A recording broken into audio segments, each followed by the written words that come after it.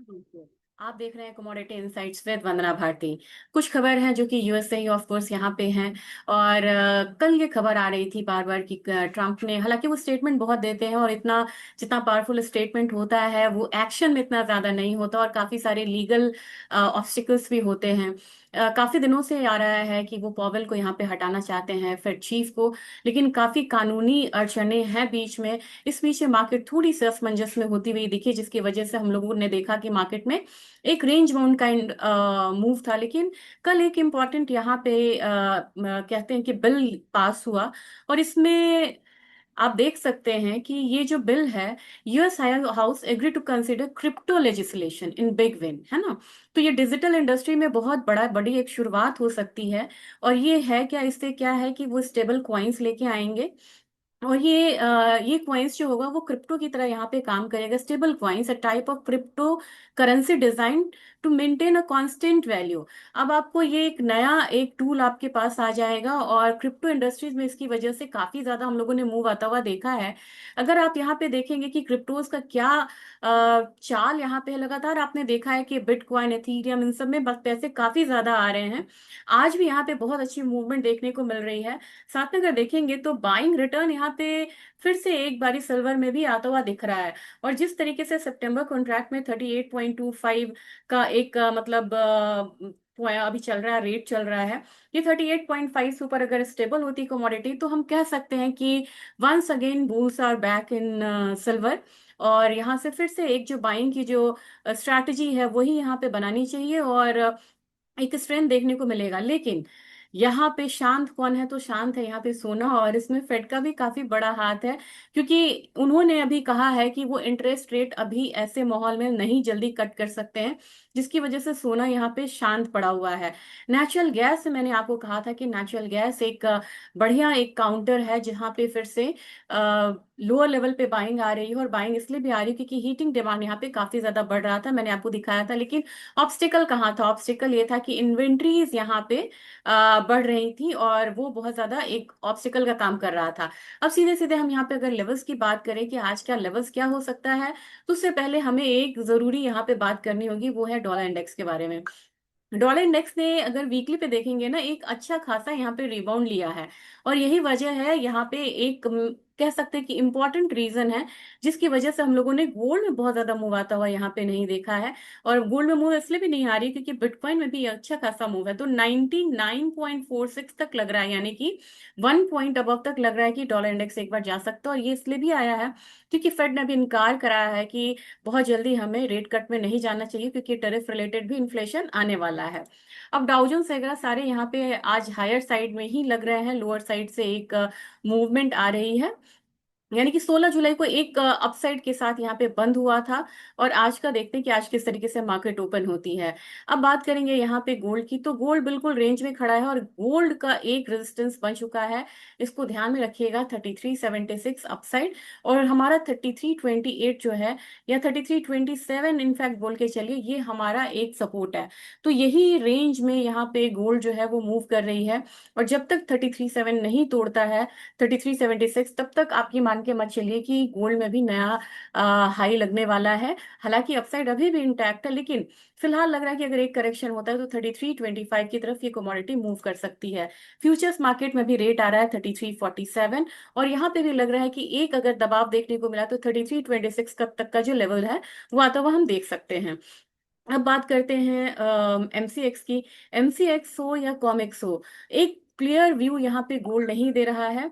और zig zag movement है, 2 दिन मतलब 3 दिन यहाँ पे बाय हुआ, 2 दिन सेल हुआ, एक दिन बाय हुआ, आज फिर एक दबाव दिख रहा है।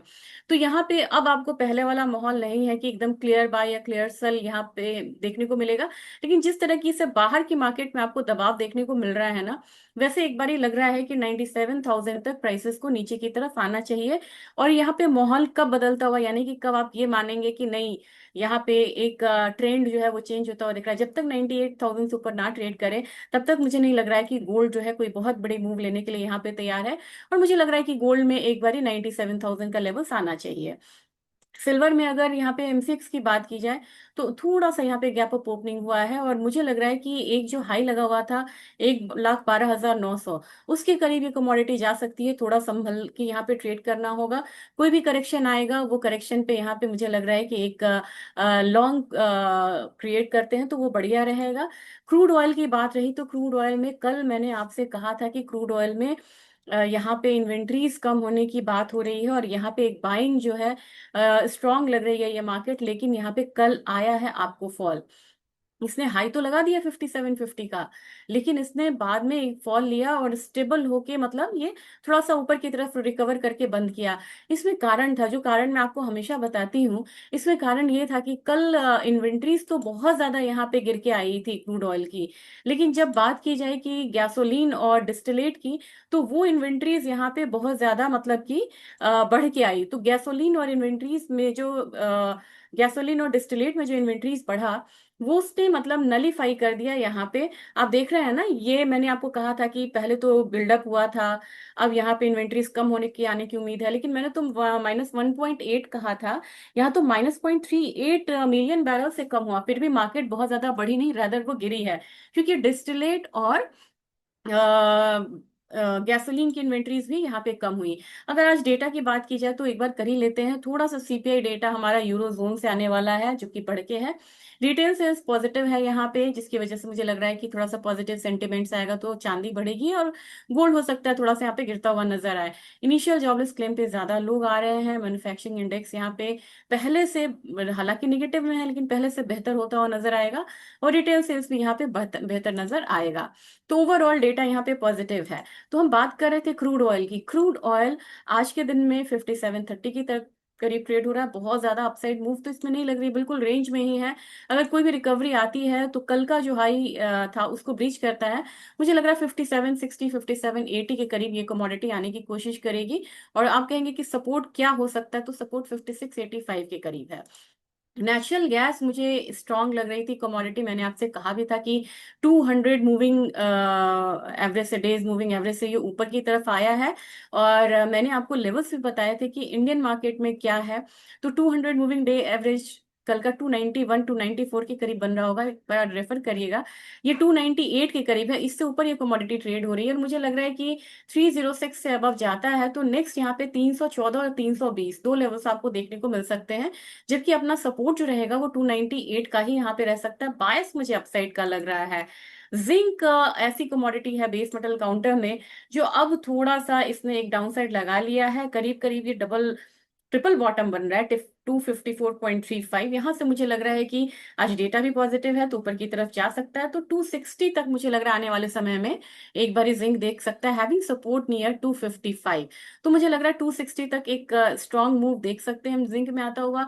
रही बात एल्यूमिनियम की, एल्यूमिनियम पे प्रीमियम थोड़ा सा बढ़ा है अभी, लेकिन ये रेंज ब्रेक नहीं कर रहा। 250 से ऊपर जाएगा तभी हम इसमें नेक्स्ट मूव आता हुआ मानेंगे। फिलहाल मुझे लग रहा है कि 250 तक अपसाइड एक जाना चाहिए। और नीचे का जो लेवल है सपोर्ट है 247.45 है। कॉपर की बात की जाए, कॉपर बिल्कुल रेंज में है। अगेन 876 से लेके 889 वाले रेंज में ही है। जब तक 882 से ऊपर ना ट्रेड करे, मुझे नहीं लग रहा है कि ये बहुत ज्यादा अपसाइड लेगा, और रेंज में ही ये ट्रेड कर सकता है। हाँ, एक कमोडिटी है यहाँ पे लेड, जिसने 1 2 3 4 5 दिनों के फॉल के बाद एक अपसाइड दिखाया है। तो मेरे ख्याल से ये टारगेट कर सकता है 179.39 को। यहाँ पे आप ₹1 का मूव आता हुआ देख सकते हैं, जो आपको लगेगा बहुत बड़ी मूव नहीं है, लेकिन ये लेड के लिए बड़ी मूव है।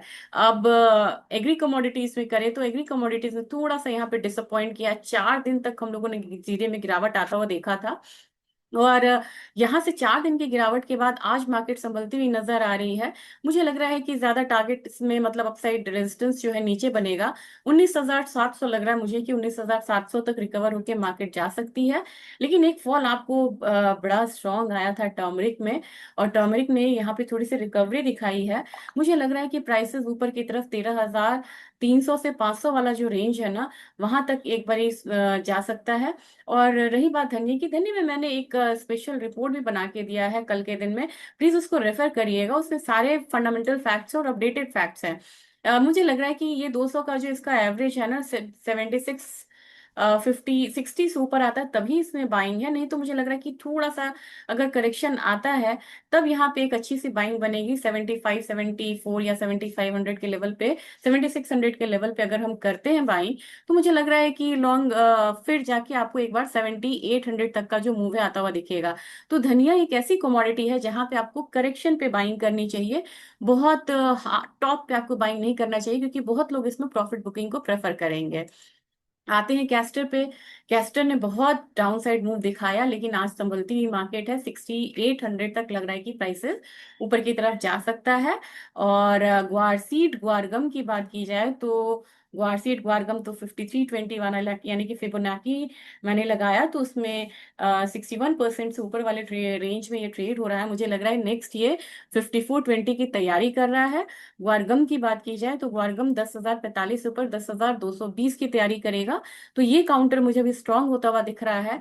जबकि कॉटन ऑयल सीड केक में मुझे लग रहा है कि काफी दिनों की गिरावट के बाद इसने हाई लगाया था अभी निकट भविष्य में, मतलब निकट मतलब कि नियर ट्रेड में ये था, आपको हाई लगाया था 3244 का, वहां से करेक्ट होते होते ये नीचे की तरफ आया 3100, 3092 ऐसे इसने लोअर साइड लगाया।